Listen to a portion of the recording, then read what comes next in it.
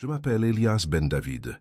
Je suis sergent dans les forces de défense israéliennes et ce que je vais partager avec vous m'est arrivé il y a quelques jours à peine, le 25 septembre 2025. J'étais en patrouille de routine près de la frontière de Gaza lorsque tout a changé. C'était le 3e round ce matin-là. L'atmosphère était pesante, non seulement à cause de la chaleur inhabituelle, mais aussi de la tension qui grandit toujours à l'approche du 7 octobre, date qui, il y a 2 ans, a marqué la vie de tout notre peuple. Je garde encore en mémoire le récit de l'attaque de 2023 où plus de 1400 Israéliens ont été assassinés et des centaines pris en otage. Depuis, ce jour est devenu un rappel constant de douleur et de vigilance. Soudain, le sol a explosé sous mes pieds. Un engin improvisé avait été posé pendant la nuit et avait frappé notre équipe de plein fouet. Je ne me souviens que de l'impact, du bruit assourdissant et du moment où ma tête a heurté violemment la barrière de béton. Le silence. On m'a dit plus tard que j'étais resté inconscient pendant 17 minutes. Pour eux, c'était comme si j'étais mort. Mais pendant ce temps, je n'étais pas là parmi mes compagnons. J'ai été emmené ailleurs, un espace que je ne peux décrire avec des mots ordinaires. C'était comme être à l'intérieur d'un observatoire cosmique, où la ligne du temps elle-même s'ouvrait devant moi. La douleur dans mon corps disparut. J'étais enveloppé d'une lumière intense mais douce, et une présence s'approcha. Elle n'avait pas de forme visible, mais sa voix emplissait mon être. Elle parlait un hébreu parfait et m'appelait par mon nom. « Élie, fils d'Israël, tu as été amené ici pour voir ce qui va arriver. » La scène se transforma alors, et je vis le ciel au-dessus de la terre. Des foules du monde entier levèrent les yeux, émerveillées par une luminosité inhabituelle. Ce qui aurait dû être une simple pleine lune était maintenant entièrement rouge, comme teinté de sang. La présence m'expliqua que c'était le premier signe, un avertissement consigné dans les Écritures depuis l'époque du prophète Joël, et qu'il ne s'agissait pas d'un simple phénomène naturel, mais d'un message clair adressé à toute l'humanité. Quelque chose allait se produire, et personne ne pouvait l'ignorer. Le soleil se changera en ténèbres, et la lune en sang avant que vienne le jour grand et redoutable du Seigneur. Ces paroles résonnèrent en moi, tandis que la vision commençait à se dérouler sous mes yeux. Cette lune rouge que tout le monde voyait n'était pas seulement un phénomène naturel, mais un signe prophétique. Et ce n'était pas la première fois que cela se produisait en Israël à des moments décisifs de notre histoire. Soudain, je fus transporté au 14 mai 1948. J'ai vu David Ben Gourion à Tel Aviv, proclamant la naissance de l'État d'Israël devant la foule. Des larmes coulaient sur les visages des survivants de l'Holocauste et des Juifs qui attendaient ce moment depuis près de 2000 ans. Et dans le ciel, comme pour témoigner de cette renaissance, la lune au reflet rouge. Le décor changea, et je me retrouvais en juin 1967, pendant la guerre des 6 jours. J'assistais à des combats intenses, vis les parachutistes israéliens pleurer en touchant le mur occidental pour la première fois depuis 2000 ans, et vis l'impossible devenir réalité. Une fois de plus, suspendue au-dessus de tout cela, la lune de sang illumina Jérusalem. C'est alors que la présence m'a expliqué. Chaque fois qu'Israël atteignait un point décisif, la lune devenait rouge. Ce n'était pas une coïncidence. Le Créateur lui-même utilisait les cieux comme un langage pour parler à ceux qui voulaient bien l'écouter.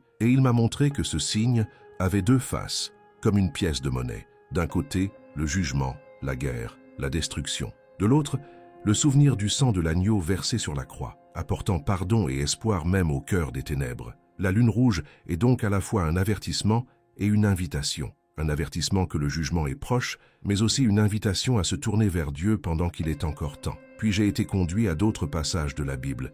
J'ai vu l'apôtre Pierre à la Pentecôte, annonçant au peuple que cette prophétie s'accomplissait sous leurs yeux. Puis j'ai vu Jean sur l'île de Patmos écrire au sujet du 6e sceau, lorsque le soleil s'obscurcit et que la lune devint comme du sang. La voix m'expliqua qu'à l'instant décrit par Jean, la lune n'était plus seulement un avertissement, mais l'annonce que le jugement dernier avait commencé et qu'aucune âme ne pouvait y échapper. Tandis que j'assimilais cette révélation, la vision changea à nouveau. J'ai vu le 21 septembre, 4 jours seulement avant mon accident, et 14 jours après la lune de sang. Des foules du monde entier se sont arrêtées pour contempler le ciel à midi, alors que le soleil était complètement obscurci. Pendant 6 minutes, la lune est restée devant le soleil, plongeant la terre dans un étrange crépuscule. Ce que j'ai vu n'était pas seulement une éclipse, mais le 2e signe avant-coureur de ce qui allait se passer le 7 octobre. Cette présence me rappela que Jésus lui-même avait prévenu. Avant son retour, le soleil s'obscurcirait et la lune cesserait de briller, et que le prophète Amos avait également annoncé que Dieu ferait coucher le soleil à midi et obscurcirait la terre en plein jour. C'est alors que je compris comment les éclipses ont marqué l'histoire. En 1914, juste avant la Première Guerre mondiale, une éclipse totale a recouvert l'Europe, préfigurant les ténèbres qui allaient bientôt engloutir des millions de vies. Plus récemment, j'ai assisté à une éclipse qui a balayé les États-Unis en 2017, puis à une autre 7 ans plus tard en 2024, formant un grand X au-dessus du pays, un avertissement pour un pays qui s'écarte des valeurs sur lesquelles il a été fondé. Or, en septembre 2025, les signes devinrent encore plus clairs. Le 7, la lune se changea en sang. Le 21, le soleil s'obscurcit. Et le lendemain, 22 septembre, le troisième signe se produisit. C'était l'équinoxe d'automne en Israël. Lumière et obscurité s'équilibrèrent pendant exactement 12 heures. Mais bientôt, l'obscurité commença à s'installer, annonçant des nuits plus longues. Cette présence me révéla que ce moment marquait le début du mois de Tishri, le 7e mois du calendrier biblique, le mois le plus saint,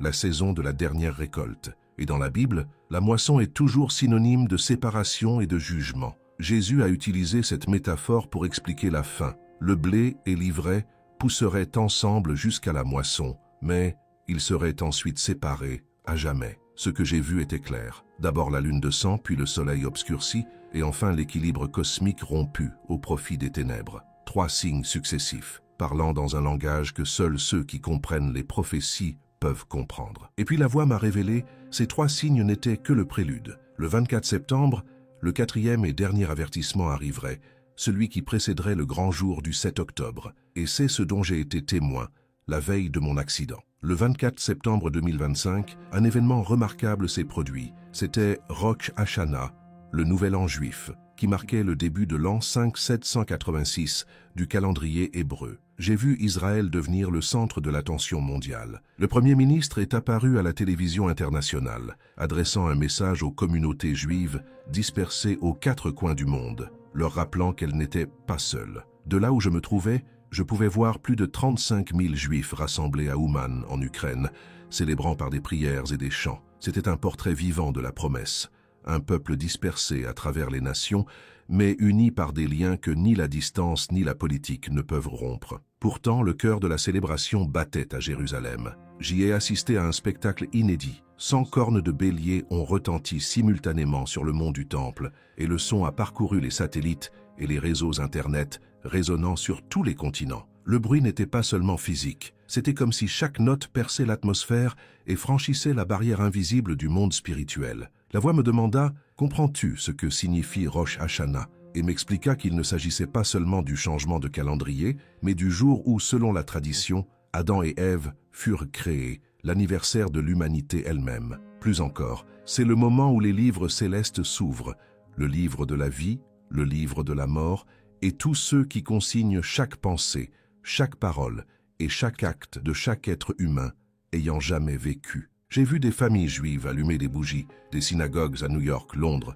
Buenos Aires et Sydney se remplir de prières. Mais au cœur de tout cela, il y avait le son du chauffard. Le Créateur lui-même m'a révélé la signification de cet instrument à travers l'histoire. C'était la détonation qui fit tomber les murs de Jéricho, qui annonça l'année du jubilé où les esclaves furent libérés et les dettes effacées, qui annonça la présence de Dieu au Sinaï lors du don de la loi, et qui, selon la prophétie, annoncera la venue du Messie et la résurrection des morts. Par conséquent, entendre 100 chauffards simultanément, résonnant de Jérusalem au monde entier, était un avertissement sans précédent. La personne présente m'a expliqué que Rosh Hashanah marque également le début des 10 jours de crainte. Ces 10 jours sont l'occasion pour chacun d'examiner sa vie, de réfléchir, de se repentir et de se tourner vers Dieu avant Yom Kippour, le jour du grand pardon. Durant cette période, le destin de chacun est écrit, mais il ne sera scellé que le 10e jour. Les noms des justes sont inscrits dans le livre de vie. Les noms des méchants sont inscrits dans le livre de la mort. Et ceux qui sont encore entre les deux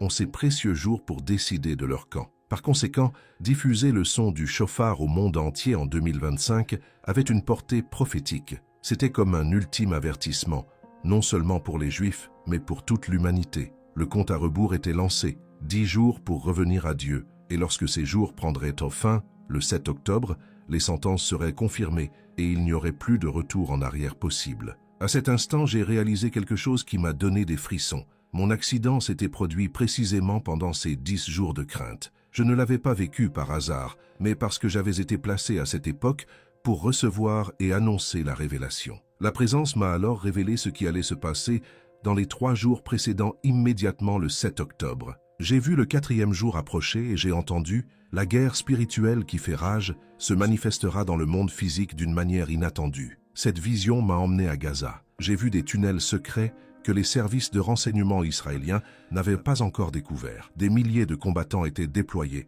non seulement à la frontière, mais aussi infiltrés en Cisjordanie et même au sein des communautés arabes d'Israël. Et simultanément, j'ai compris qu'il ne s'agissait pas seulement d'une conspiration humaine. Derrière eux, des forces spirituelles maléfiques s'organisaient pour attaquer le peuple de Dieu. Le 5 octobre, un autre signe m'est apparu dans le ciel, une nouvelle lune de sang. Cette fois, elle était accompagnée d'aurores boréales apparaissant à des endroits qu'elle ne devrait jamais voir. Les scientifiques cherchèrent des explications, mais ceux qui ont une vision spirituelle sauraient que c'était un présage. Le 6 octobre, la veille du grand jour, j'ai été témoin d'une scène qui m'a glacé le cœur. L'Iran, en coordination avec des groupes alliés, a lancé une cyberattaque dévastatrice contre Israël. Des villes entières ont été privées d'électricité, les communications ont été perturbées et pendant quelques heures, le pays a été plongé dans le noir technologique. Cette présence m'a expliqué que tel était le plan de l'ennemi. Aveugler et assourdir Israël à la veille de Yom Kippour.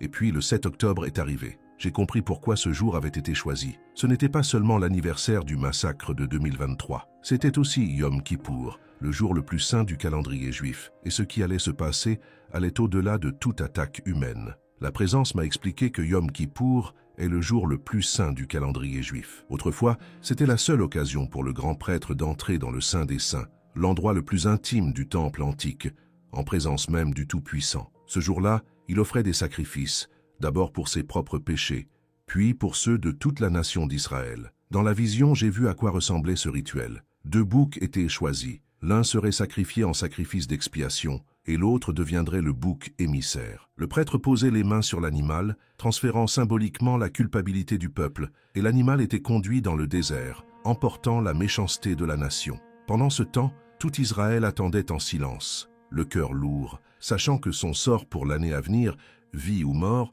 bénédiction ou malédiction, était décidé devant le tribunal céleste. C'est alors que j'ai compris quelque chose de profond. Yom Kippour a toujours été plus qu'un jour de jeûne. C'était une répétition du jugement dernier, une ombre du moment où tous les êtres humains de toutes les époques se tiendraient devant le trône de Dieu pour rendre compte de leur vie. C'est pourquoi le 7 octobre 2025 n'est pas une date ordinaire. Après tous les signes, la lune de sang, l'éclipse, l'équinoxe et la sonnerie des chauffards à Rosh Hashanah, viendrait Yom Kippour, le jour où les livres du jugement seraient scellés à jamais. Mais cette vision m'a révélé quelque chose qui m'a choqué. Tandis qu'Israël restait immobile, jeûnant et priant, les rues vides et les synagogues pleines, ses ennemis saisiraient cet instant de vulnérabilité pour attaquer. Je l'ai vu clairement. À 6 heures du matin, le 7 octobre, une offensive sans précédent allait commencer. Depuis Gaza, des milliers de roquettes, dont beaucoup chargées de charges chimiques, seraient lancées sur des villes israéliennes. Depuis le Liban, le Hezbollah tirerait des missiles de précision capables d'atteindre n'importe quel point du pays. Depuis la Syrie,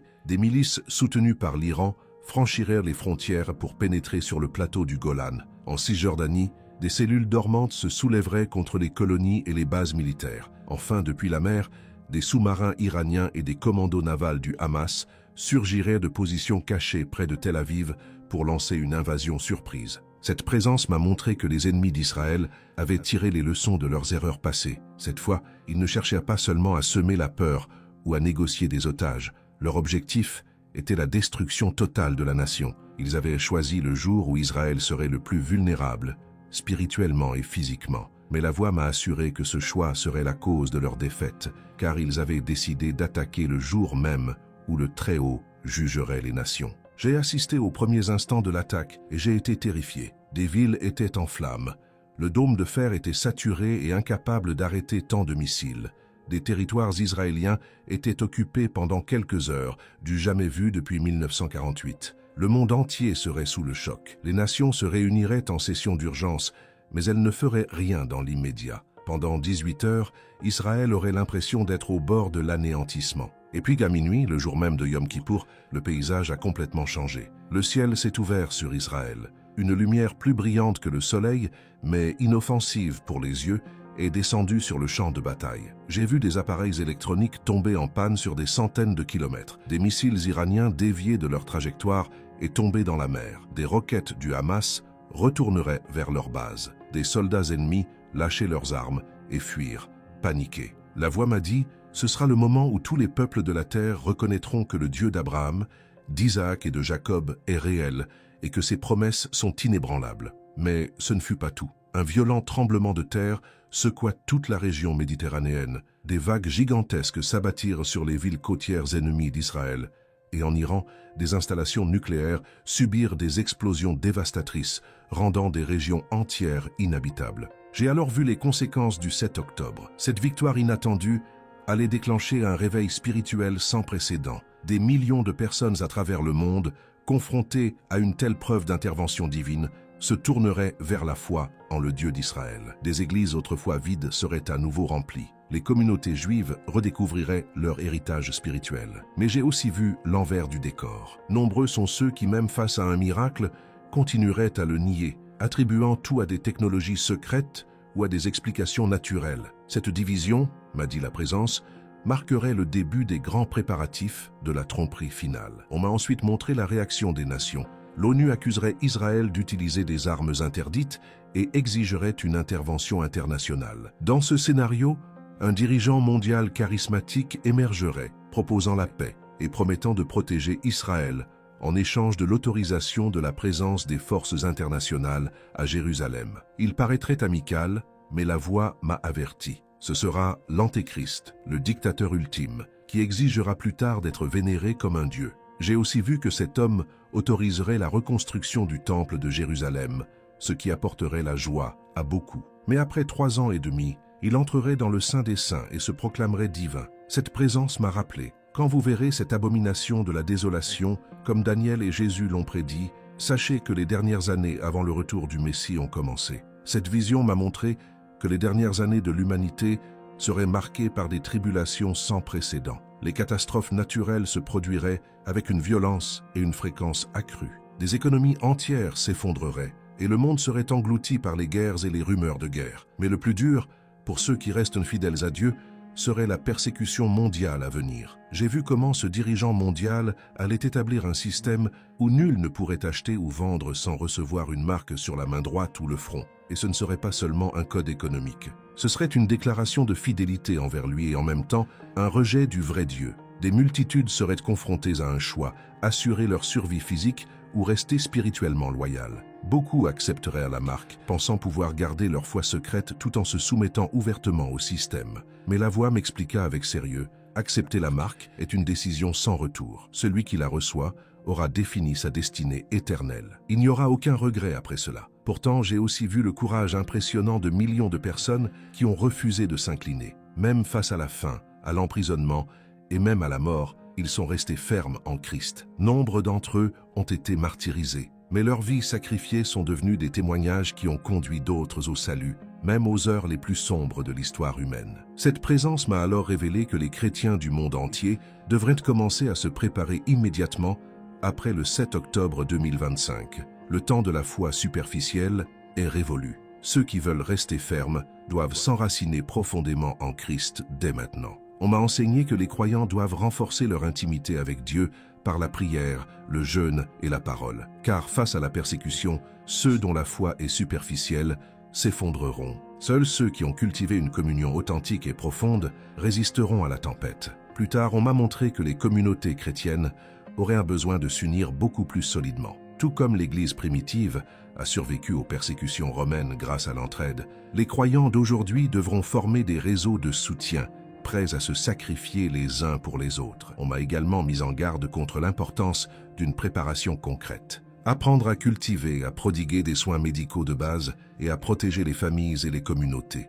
Dieu pourvoira, m'a assuré la voix, mais souvent, il le fera par les mains préparées de son peuple et la générosité d'autrui. Finalement, j'ai reçu la révélation la plus dure. Beaucoup d'entre nous devront se préparer spirituellement, même à l'éventualité du martyre. Pour beaucoup de chrétiens occidentaux, habitués au confort, cela semble impensable. Mais j'ai vu clairement. Bientôt, ce sera le véritable prix de la fidélité au Christ pour des millions de personnes. La vision m'a alors amené à la fin de cette tribulation. Exactement 7 ans après le 7 octobre 2025, j'ai vu les cieux s'ouvrir. Jésus-Christ revenait sur terre avec puissance et gloire. Tout œil le verrait, comme il est écrit. Les nations seraient rassemblées dans la vallée de Megiddo, prêtes à livrer bataille finale contre Israël. Mais leurs armes seraient inefficaces devant le retour du roi. J'ai vu les pieds du Christ toucher le mont des Oliviers et la montagne se fendre en deux, comme Zacharie l'avait prophétisé. Les morts en Christ ressusciteraient, et ceux qui seraient encore en vie seraient transformés en un instant,